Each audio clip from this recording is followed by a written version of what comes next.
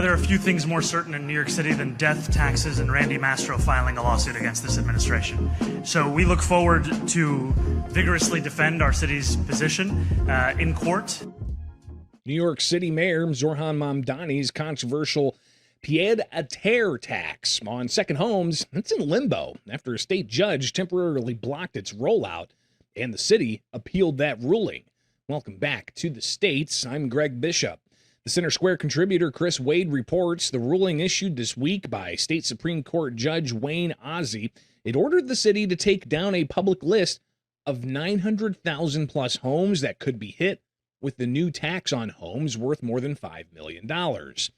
It also barred the city from collecting the tax from 17,000 property owners who were later flagged as suspects to the new tax. Now, hours later, the Mamdani administration appealed that ruling and secured a decision that keeps the legal fight active ahead of oral arguments scheduled for August 31st. Now, the move blocks the lower court's order from taking effect until the city's appeal is heard. Mamdani, he was asked about this earlier this week, saying that they look forward to defending the city's position in court. And we are confident in our position. And that is a confidence coming from both the legality of the city's actions as well as the importance of a surcharge on secondary homes worth more than $5 million, a surcharge that will help fund safer streets, that will help fund stronger schools, and it will help fund the city that New Yorkers deserve.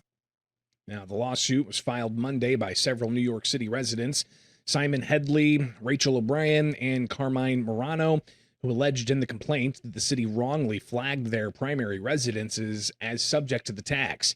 Randy Mastro, a former first deputy mayor who's representing the property owners, claimed in court filings that the city's decision to release a list of nearly 1 million properties that might be subject to the new tax set off a panic among homeowners. Mastro said in a statement, "We are very gratified the judge's decision, which has vindicated the rights of hundreds of thousands of New York City homeowners who were subjected to a process they never should have been part of in the first place." But Mamdani said that there will be more to come, as there's time for those whom he says owe the tax for them to file their appeals.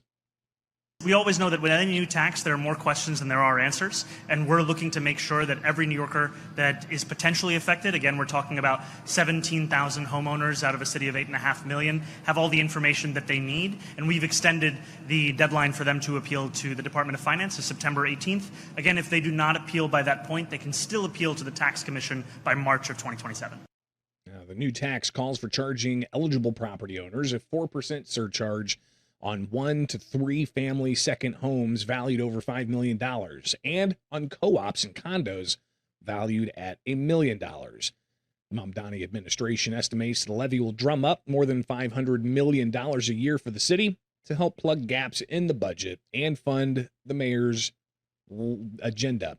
Now, Mamdani has defended the tax, a key plank of its Tax the Rich campaign, saying it will only impact wealthy owners who had claims that they're sitting on empty properties as they reap huge financial rewards, the Mamdani administration said.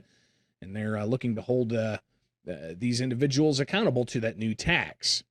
Be sure to stay on top of this story, as we will, at thecentersquare.com. You can subscribe for the newsletter for free. Be sure to tune in here to the States weekdays.